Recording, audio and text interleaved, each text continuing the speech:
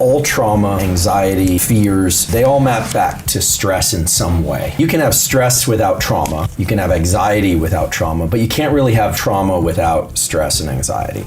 How do I get calmer in the mind when my body is freaking out? It is possible to get comfortable in these agitated states so that your mind is okay when the body is feeling like it wants to tremble or move, that you can learn to suppress that activity. So the first thing for anyone trying to navigate stress is to understand what kind of stress they're dealing with. Are you exhausted and having a hard time getting your energy up? Or is your energy too high and you're having a hard time getting your energy down? Because the solutions to those are often quite different. It's very hard to control the mind with the mind. It can be done. I say when in moments of stress, either excessively alert stress or excessively fatigued stress, look to the body, because there are mechanisms that have been built into the body designed to do this. Now, the reason I can say that is that the physiological sigh, the double inhale exhale, is controlled by a specific set of neurons in the brainstem that Jack Feldman's lab discovered. Inhale emphasized breathing can be practiced in a way sort of away from stress in a kind of offline approach that can be beneficial for raising what we call stress threshold. So there's a whole other way to look at stress, which is to say, how do I get calmer in the mind when my body is freaking out?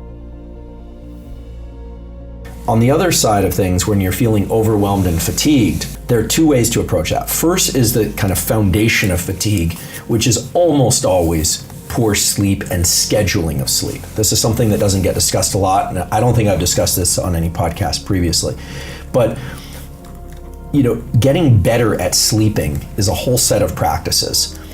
But sleep is a slow tool. It's not a real-time tool, because if you're feeling exhausted and you have to get up and have your day, deal with children, deal with work, deal with life, we can talk about how to get better at sleeping, but in real time, what you want to do is you want to bring more alertness into the system, focus and alertness. The way to do that is to take advantage of a very well-established medical fact. All medical students learn this, all MDs know this, which is that there's a direct relationship between how you breathe and your heart rate. So when we inhale, it almost feels like everything's moving up. But actually what happens is our diaphragm moves down.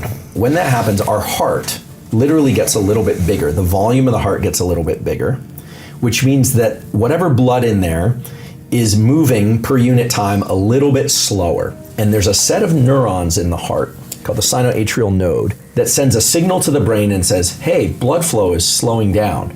And the brain sends a signal back to the heart and says, okay, let's speed up, and speeds up the heart rate. So the short, concise way to put it is when you inhale more vigorously or longer, you're speeding up your heart rate.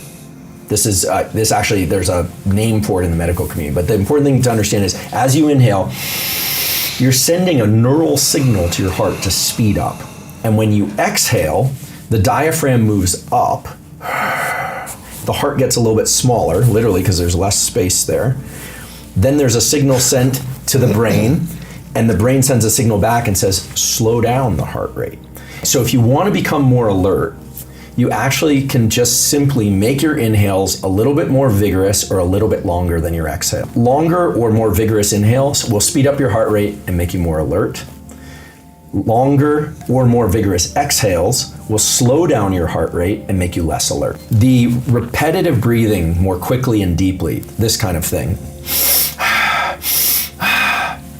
or some variant of that, all through the mouth or all through the nose, brings up the heart rate and causes the adrenal glands, which sit right above the kidneys, to secrete adrenaline. They make you more alert. And you see these big inflections in heart rate when people do this. Typically, it makes people feel agitated. At first, they feel a little bit agitated. And then when you exhale and hold your breath for 15 seconds or so, or what you're doing essentially is you're learning to be calm as your body is flooded with all this adrenaline and the heart rate is going. And that is 100% top-down control. What you're doing in those moments is you're learning to take your forebrain and say, fight the temptation to move, fight the temptation to breathe. This particular pattern of breathing, 25 or 30 times, followed by an exhale and a hold, and then a big inhale and a hold, sometimes doing more inhaling and exhaling type repetitive breathing. that is really somebody training themselves how to self-induce stress. And we know from some good literature and some emerging science that's still ongoing that it is possible to get comfortable in these agitated states so that your mind is okay, feels okay when the body is feeling like it wants to tremble or move, that you can learn to suppress that activity.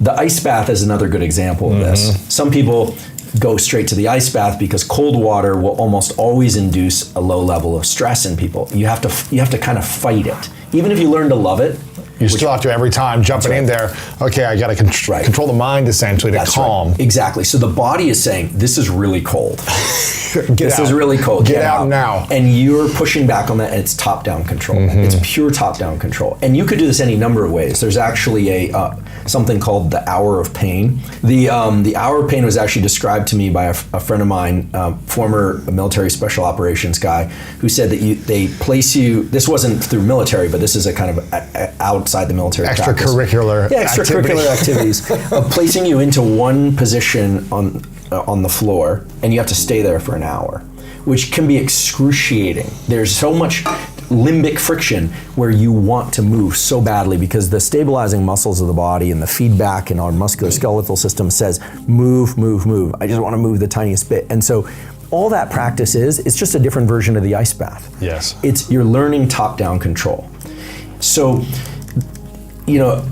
we started off with a question about trauma. Yes. And we'll get there. But I think it's very important, just to kind of summarize, that people understand, to just ask themselves the question, am I feeling too much agitation, or am I feeling too much exhaustion? If it's too much agitation, emphasize exhales and do the physiological sigh. Yoga Nidra is also a wonderful practice that is kind of the mirror image of superoxygenation breathing. It involves long exhale breathing, lying down on your back, completely relaxing your body, and learning to completely turn off thinking, which sounds hard, but you can learn how to do it very quickly if you do that practice for about 10 minutes a day. Yeah.